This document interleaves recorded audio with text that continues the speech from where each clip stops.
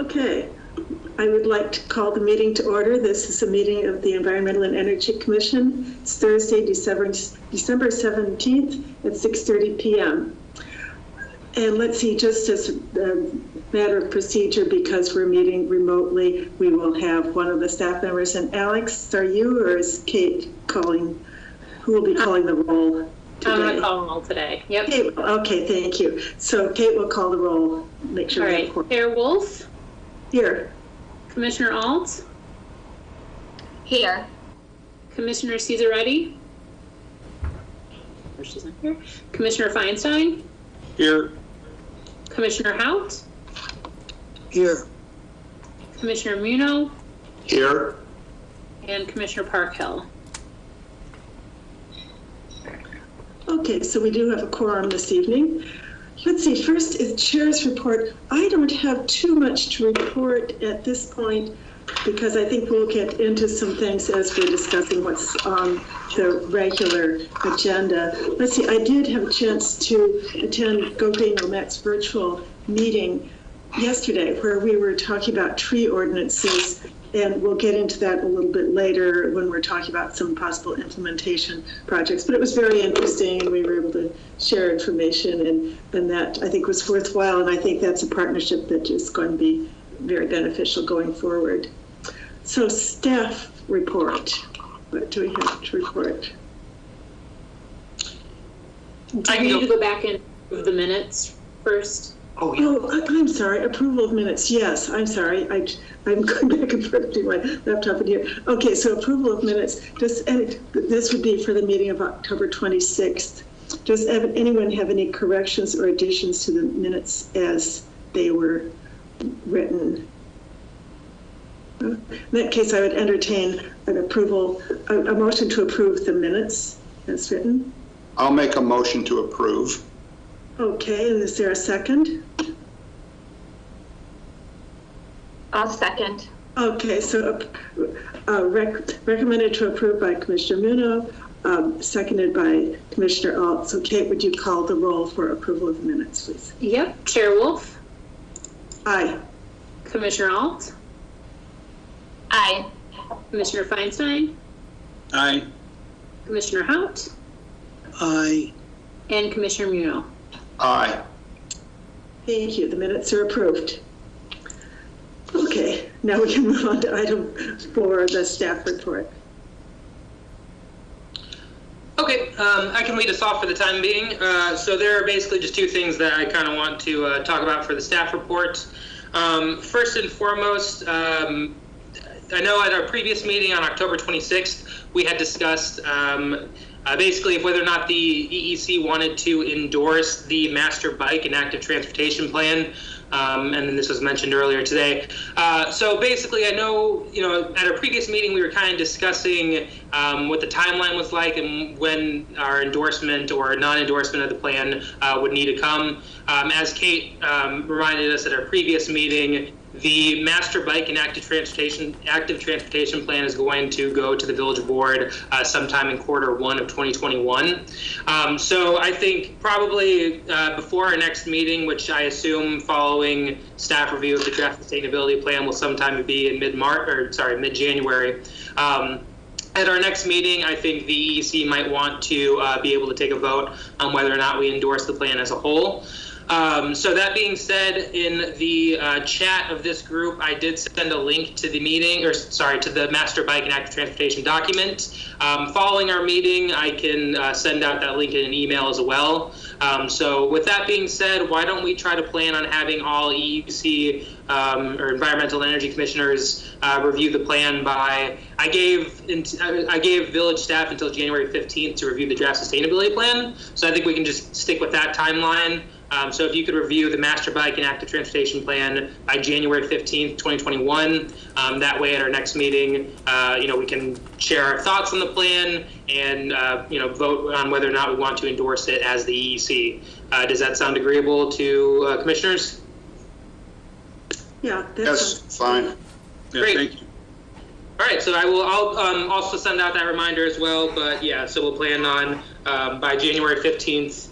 Next year, just make sure you send me kind of what your thoughts are, and then we'll discuss it at our next EEC meeting. Commissioner Howell, go ahead.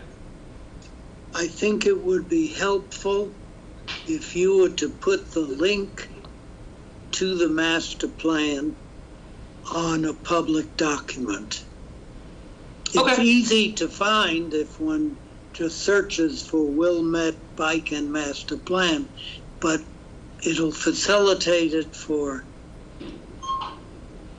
many people, I assume, if the link were in a public document. That sounds good. I can include it in our next meeting packet. I do just want to make a quick note. The plan, because it went already through the Transportation Commission, it did receive quite a bit of public feedback, both in favor and both opposed. So I know that it does seem like a decent amount of Wilmette residents have already been familiarized with the plan and made their opinions heard on it. But I can definitely include it in our next EEC packet, prior to our next meeting. Okay, and then just moving on to the second point, and we can kind of discuss it further when we are in later agenda items, talking about initiatives kind of coming in the near future. But I just wanted to kind of update the commission for the time being. So on December 15th, so just 2 days ago, I was in participation at this Environment Committee meeting for the Metropolitan Mayor's Caucus. And basically the meeting dealt with community solar programs, and kind of talking about, so the majority of the presentation was provided by Mark Pruitt. And I included this as an additional agenda material item. I know I didn't send it out until about an hour before the meeting. So if you haven't had a time to review the slides, no worries at all. Take a look at it when you can.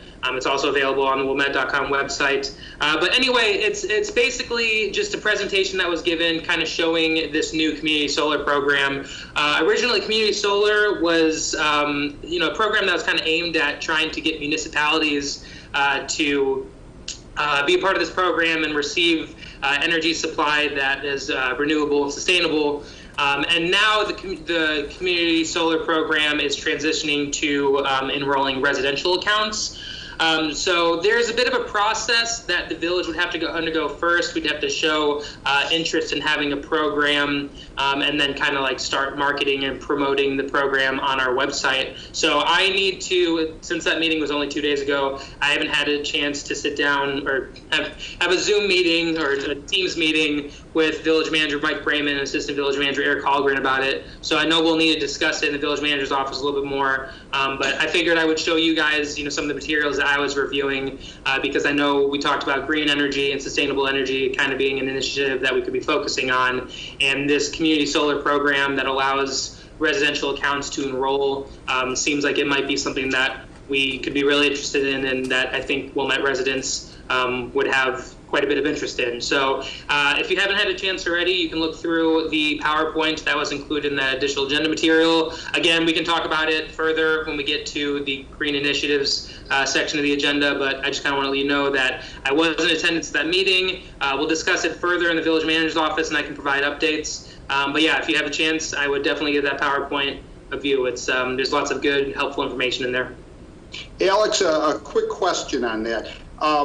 As opposed to all these individual letters that we've been getting from different companies that are asking residents to sign up, is this more like an umbrella program where you just deal with one entity, the community solar people, and that they then get the best deal for the residents?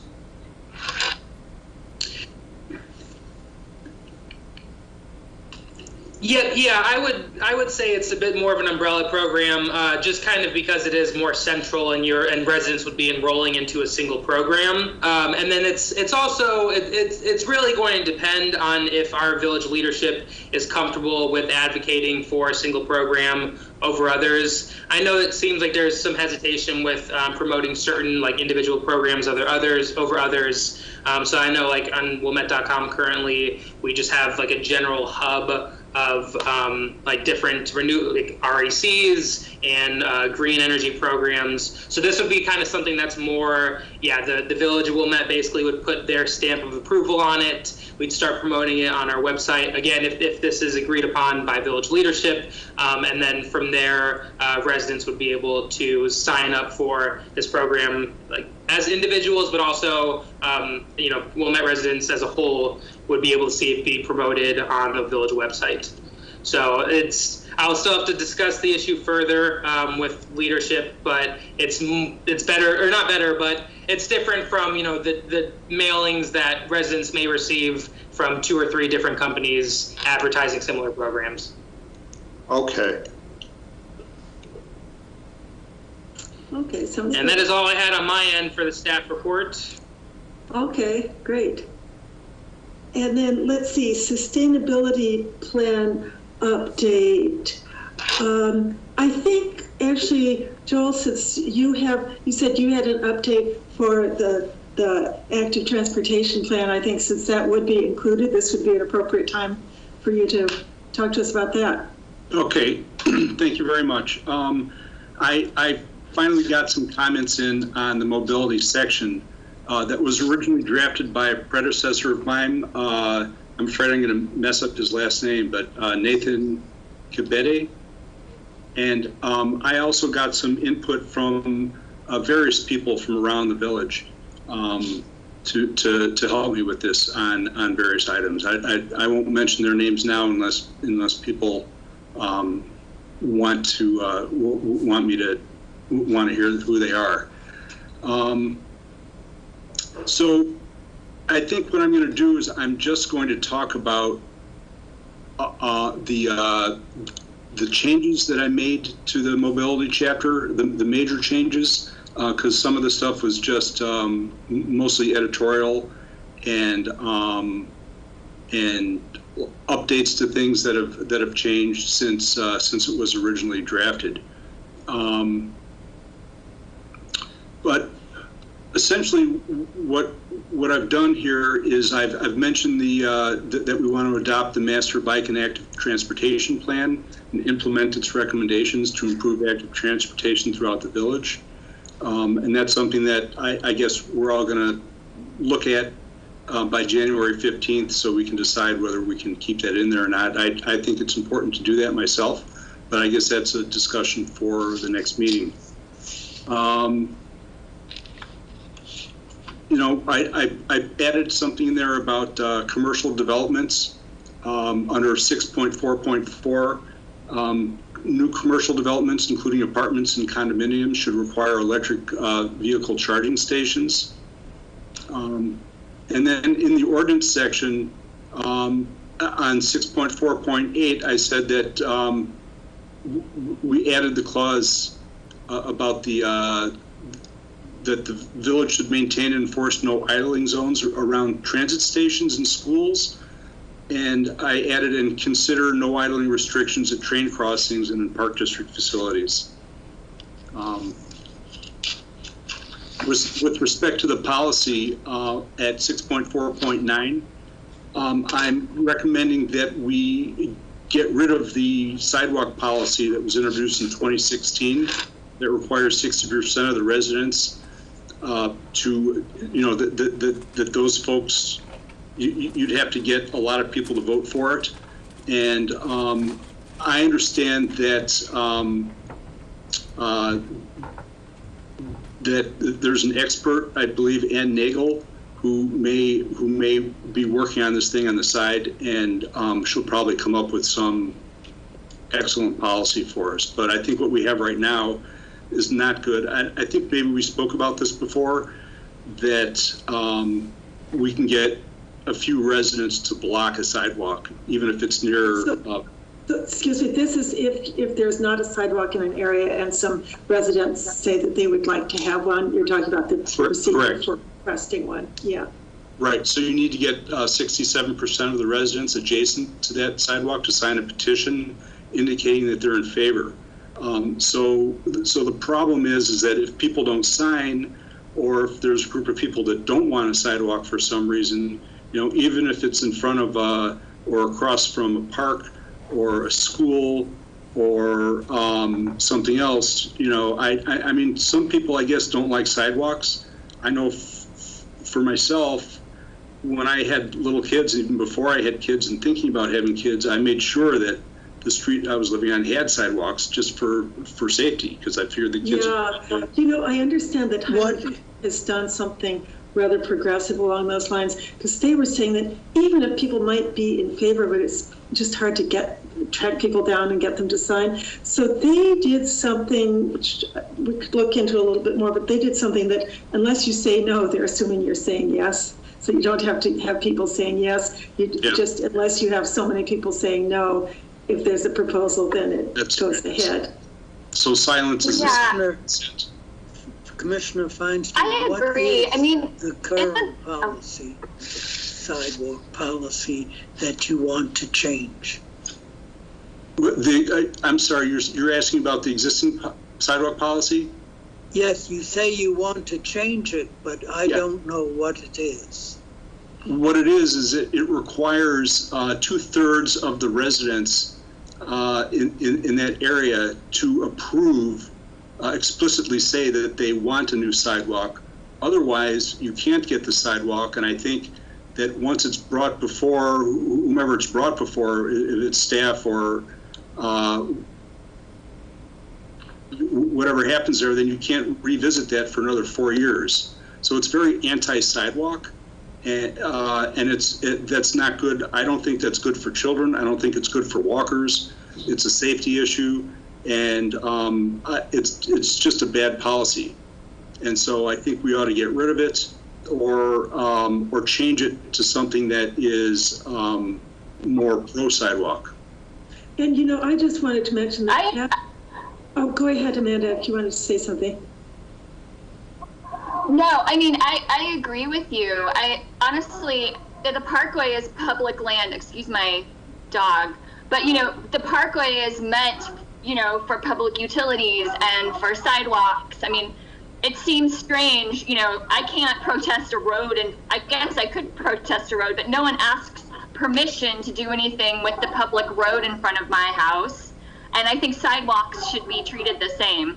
And I hope you can hear me over my dog. I apologize. Oh, that's fine. I think also once this active transportation plan is implemented, it specifies this is an area where there should be sidewalks, because they've looked at things like how people need to get, I know this has come up a lot in the areas kind of just behind the chalet where the kids are trying to get to school, and there are not sidewalks. I know that's been one of the areas. But anyway, once there is a bike and transportation plan approved and in place, that specifies some areas where there should be sidewalks, and it just clarifies things rather than somebody thinking, oh, maybe let's have one here, and maybe it doesn't fit with other plans. So I think it will just clarify things and make the whole process better in a lot of ways. So right now, the policy is that a minority of residents can block the construction of a sidewalk, and that's just a bad policy. Yeah, it is. So, but I think we may see more on that soon, and there are a couple other sections that I added. One is 6.4.14. I'll just read these. The village should encourage walking as a mode of transportation. This can be done by prioritizing safety for pedestrians by changing the sidewalk ordinance to allow for construction of new sidewalks for school children, improving access by snow removal and landscaping, and using the existing complete streets policy in decision making. So this sort of piggybacks on the sidewalk policy I was talking about. Maybe the language needs to be changed. Then the next one is the village should maintain active education programs in conjunction with school districts and private schools that inform residents of the proven health benefits of walking and biking. The program should include safety practices and laws. And I believe that previously the village did have some of this stuff in the schools and maybe in the parks. So I think that's good for mobility also, and for our health, hopefully. And then number 16, the village should be cognizant of special needs residents and visitors who have additional requirements, and thereby making the village welcoming to everyone.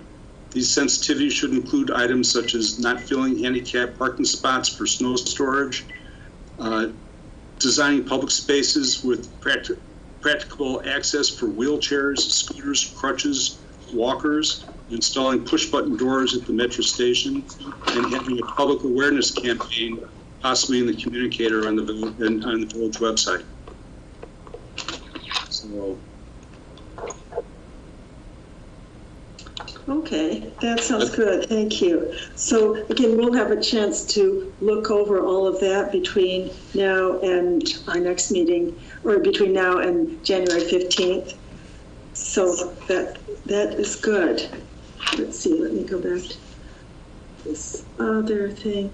Let's see, I'm not aware of any other substantive changes to the plan as we looked at it last time.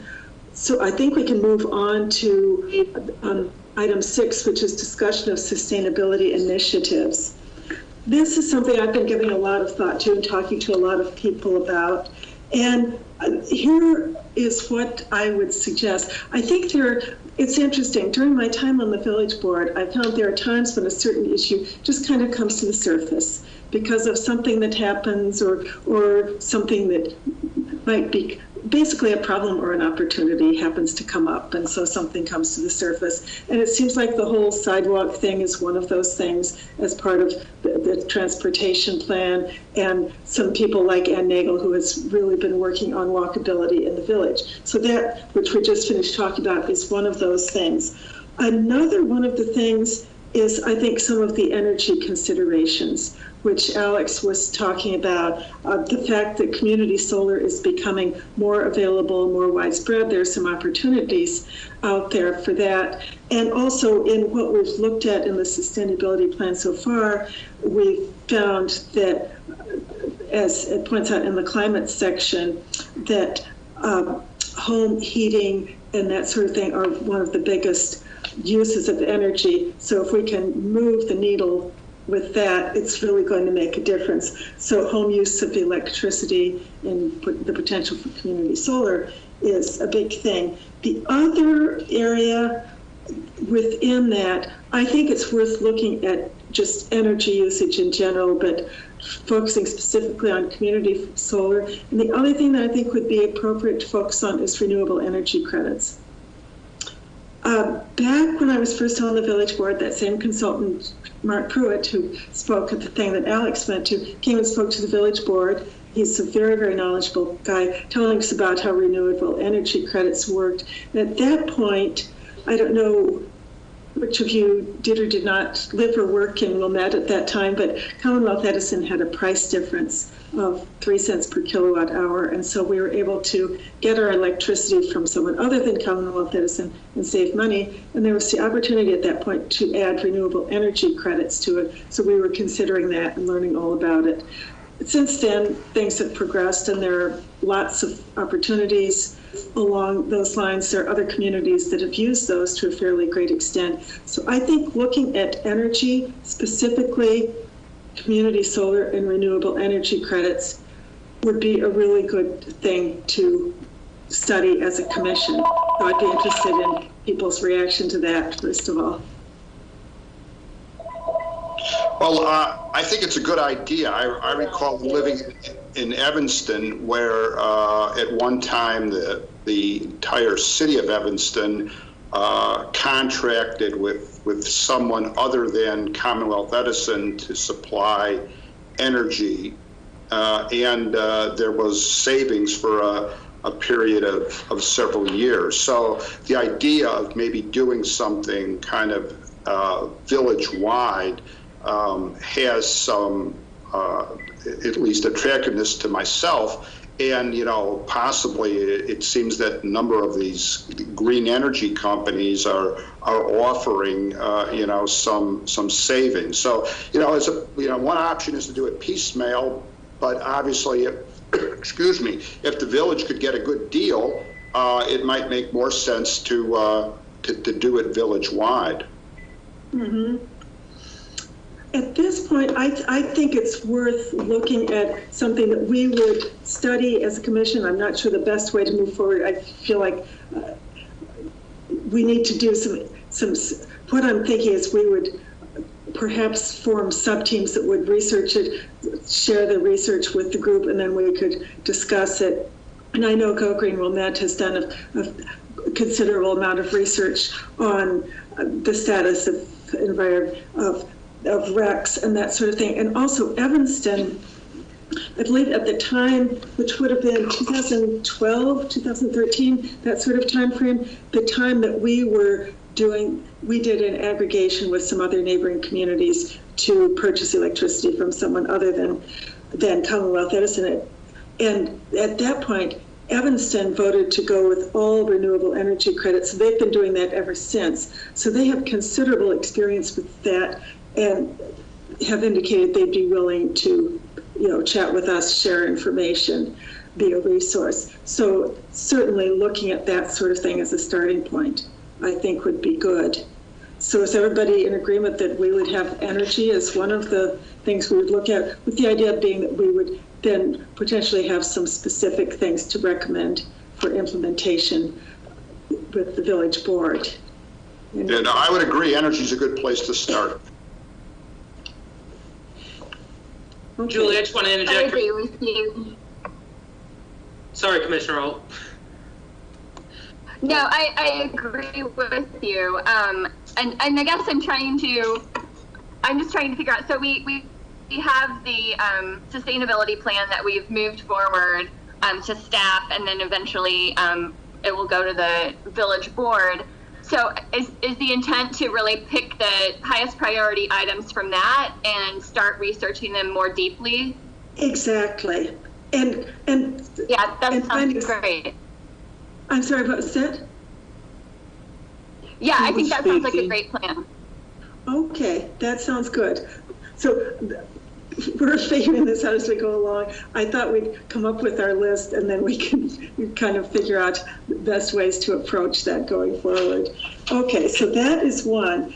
Chair Wolf, sorry if I can interject real quick. I do already have a decent amount of materials on different, green energy sources, RECs, so renewable energy credits, things like that. So, if it'd be helpful, I can just kind of start to send out the materials that I have on my end. That would be very helpful. Yeah, so have those materials kind of more widespread, and then from there, at our next meeting, if we wanted to kind of figure out that subcommittee, we could do that. But yeah, I can at least start with just send out the materials I have, and then have that kind of be a jumping off point. Okay, that sounds great. That sounds excellent. Okay, the other thing that has come up recently is what I'll call preservation of the urban forest. There's just been some renewed interest in that, and I had an excellent meeting with the people at Go Green Wilmette, who some of them are looking at that. And this is very, very consistent with what's in the draft plan, which is stressing that Wilmette has an urban forest. It has a very strong forestry program, and it's very, very good. However, there are ways it could be strengthened. One of the considerations is most of what is done, and when we met with, I attended the meeting virtually with the Go Green Wilmette people, and Kevin Sorby, the village forester, was able to join us, and he was very, very helpful. And actually, we had chatted with him because we unfortunately lost a large catalpa and got replacement trees, and Kevin and Rob were wonderful in helping us work all that out in the middle of a pandemic, and we have our new trees. But anyway, most of the village forestry's focus is on trees on public property. But trees that are on private property are a big part of the urban canopy too, and all the benefits that has in climate mitigation, property value enhancement, and all that. But yet, if, let's say there's a tree between two neighbors' houses and neighbor A cuts it down, neighbor B loses the shade of that tree and the stormwater benefits. So it has come up that it would be worth looking at further protections on private property. I did some looking into that today. Now that it's not nice outside, I have more time to stay inside and read all of this.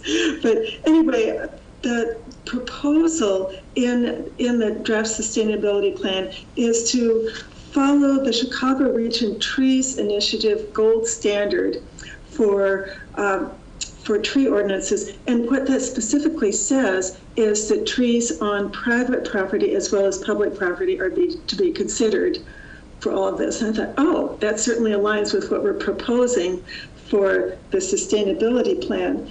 And then I looked a little bit more on the CRTI website, and there's some software I had been familiar with before called iTree, which it's amazing. You put in the size of the tree and the type of the tree, and it calculates its ecosystem or utility in terms of dollar value and carbon storage and all that. And they have already done that for all the communities, including Wilmette. And you can use an interactive canopy coverage thing. So Wilmette's canopy coverage is 45%.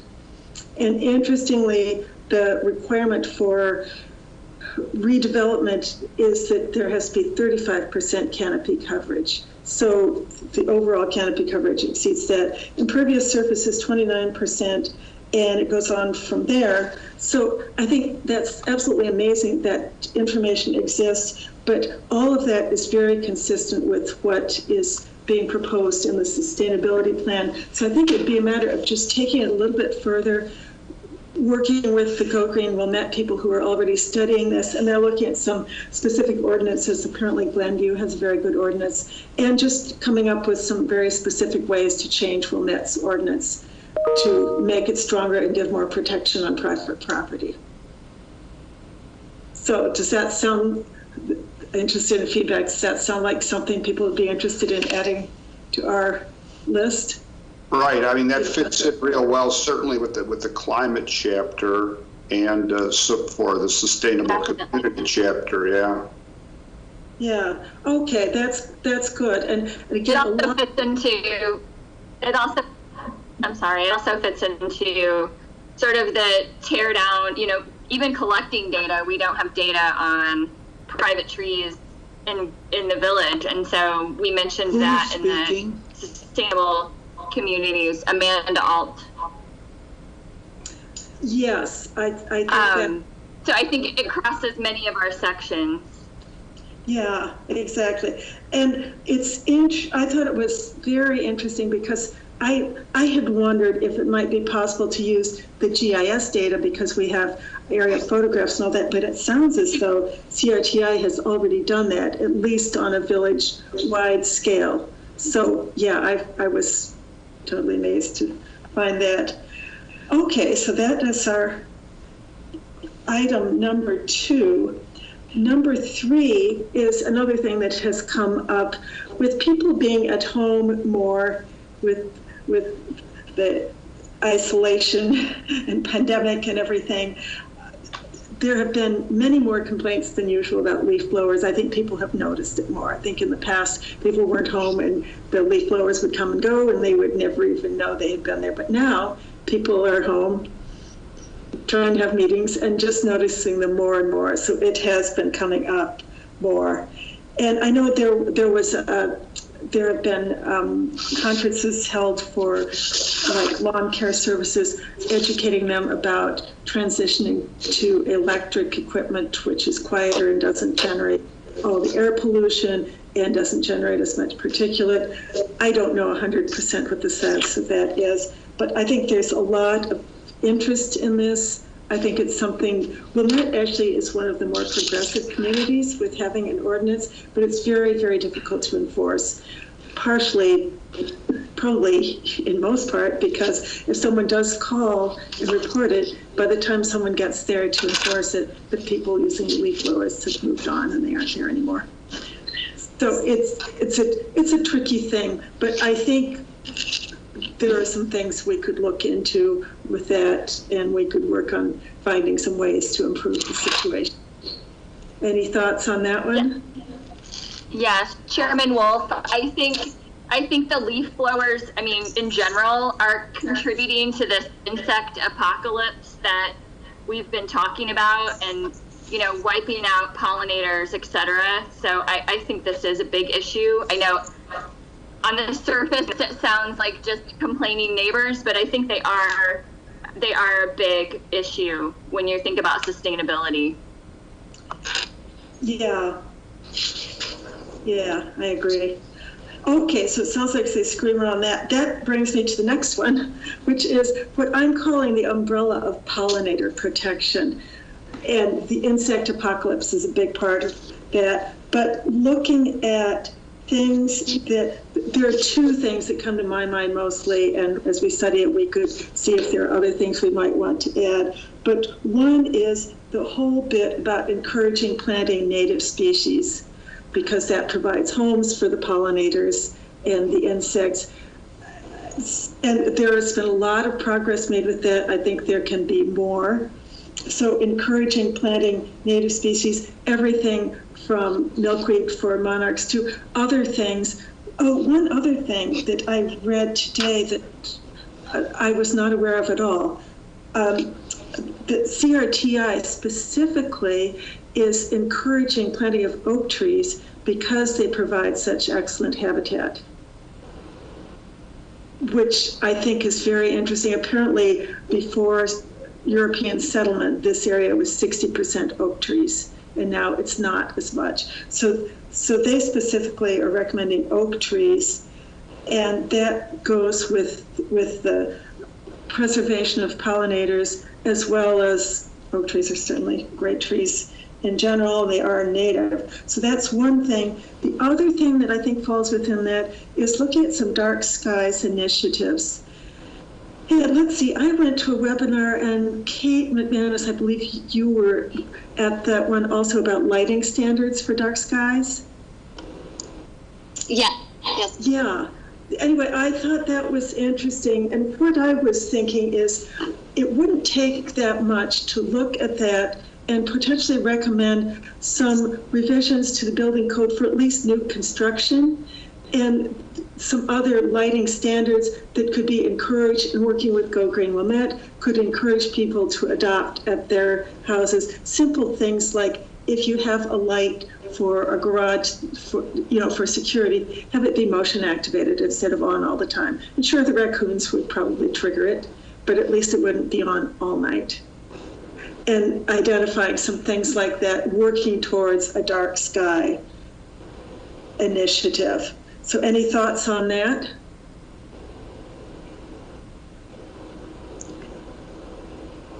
That was in the good sustainability idea. communities, and I wholly support it. Yes. Okay, that sounds good. And I feel like on a lot of these things, we kind of have a running start too. We really do.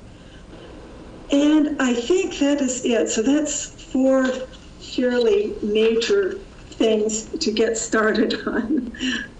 Does anybody else have any other suggestions or comments at this point? One comment. I went through the plan before tonight's meeting and just tried to pick out what I thought might be a good item from each chapter. And I'm thinking that we might want to, just for the sake of consistency with the GRC philosophy, maybe also pick a couple of items from some of the other chapters, again, just for the sake of inclusiveness. I could submit, the ones that you mentioned are actually ones that I kind of red flagged already, with the exception of the leaf blower one.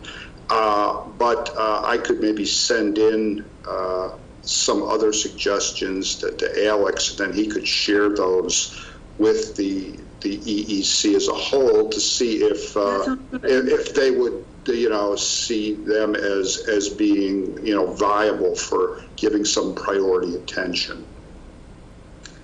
Okay, that sounds good. Yeah, that sounds like a very good plan. And kind of just piggybacking off of that, when it comes to any of the initiatives that you guys have highlighted and already discussed, if there are any materials that you want all commissioners to see that you think would be helpful, always feel free to send anything my way. I know obviously the Open Meetings Act, you guys can't can't send it out to all commissioners, whereas I have that ability. So anytime you want me to, widely just give out some materials to the rest of the commission, let me know. I'm always happy to help. Okay, that sounds good. Yeah, that sounds very good. Okay, let's see. I think and one thing I wanted to touch on is when we might meet next, and it sounds like we're looking at mid-January. And it's, as always, we had talked about, oh, should we pick a set time? It seems like it does. I know it was a challenge to find a meeting time even now. So it seems like, at least for now, I think our best bet is to have Kate do a doodle poll and check people's availability. But we would be looking at mid-January. No, I think that's a good idea, particularly since we're down 2 commissioners. It's important that we get a quorum. So I think the doodle works best, at least for the near term. Exactly. And I'm hoping perhaps in January there would be some updates. I understand that there has been some interest and we might be getting some new commissioners. And I hear there's been interest in the other commissions that are being revitalized too. So all that I think is looking good. But I think that is a very good point with a smaller group. It's very important to have a quorum, after reserving staff's time and all of our time and everything. So that sounds good. Okay, let's see. If there is nothing else, I think we are ready for public comment. Okay, and I'll help facilitate that. I do just want to point out real quick, just so we know, village staff have until Friday, January 15th to provide their feedback on the draft sustainability plan.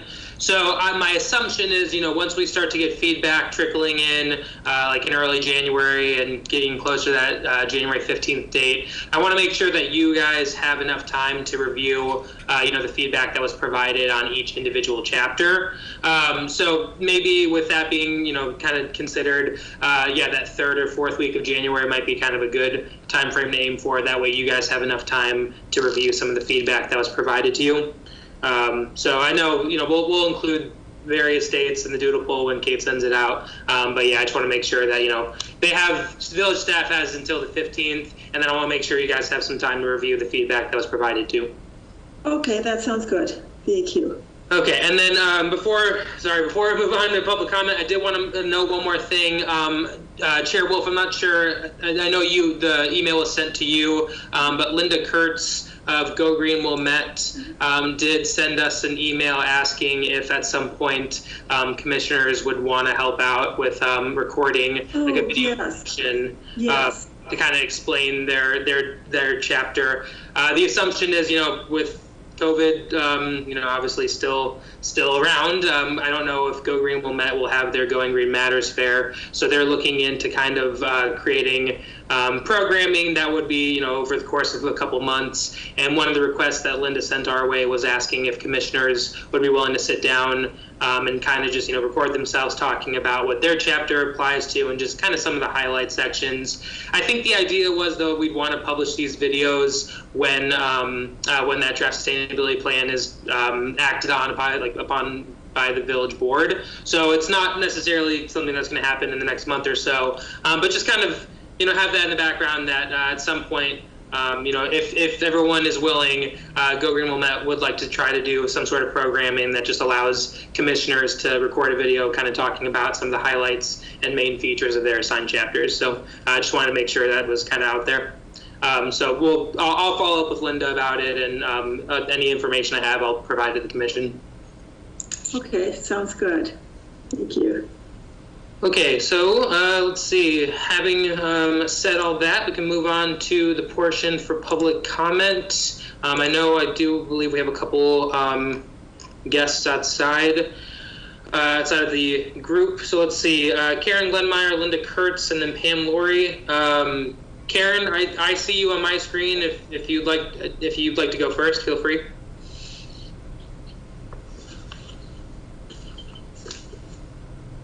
There we go. Can folks hear me? Yep. Yes. Do you want to see me? Can you see me? I can see you on my end. Okay. Hi.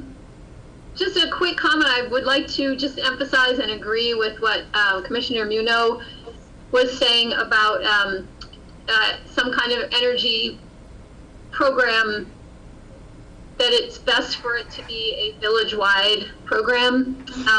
You know, if the community solar options are in the realm of the village providing its stamp of approval and then encouraging individuals to sign up, that's just not going to have anywhere near the impact of the village aggregating electricity for all of us and adding renewable energy certificates and then allowing people to opt out if they don't want to be a part of it.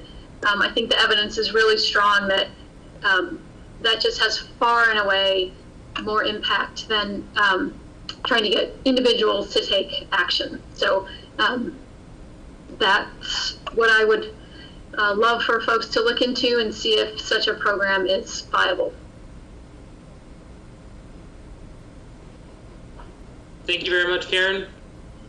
Let's see, moving on. Linda, oh, I can see that you have the little emoji. Linda, the floor is yours. All right. Thanks, Alex. Hi, everyone. I will just, read. Karen, you said it wonderfully. It was I totally agree about the aggregation. So really encourage, the village and the EC to look into that. If there's anything that Go Green Wilmette can help with that, we'd be more than happy to, because, of course, we've looked a lot at that. And I just wanted to reiterate again, thank you for all the work you've all done on this plan. It's really great to see all the progress that's being made. And I would offer up, of course, Go Green Wilmette to help in any area, wherever we can be a partner. We'd be happy to do that. So, feel free to reach out. I know, Julie, we've got a good connection with you, but as these subcommittees form and whatnot, again, feel free to look at us as a resource and a partner to help with where we can. And to follow, thank you, Alex, for mentioning the idea about doing a short video on the sustainability plan. We've already decided that our normal Going Green Matters fair that we normally have in March, that we won't be doing, because we just can't really anticipate, we don't anticipate that in March things will be, safe enough to have something like that. So this is an idea to how can we do something like that virtually, a series of programs over, the course of 6 months or what have you. So yeah, would be love to work with you all on that, when the timing's right. So we'll stay in touch on that. So that's all I have. Thank you again.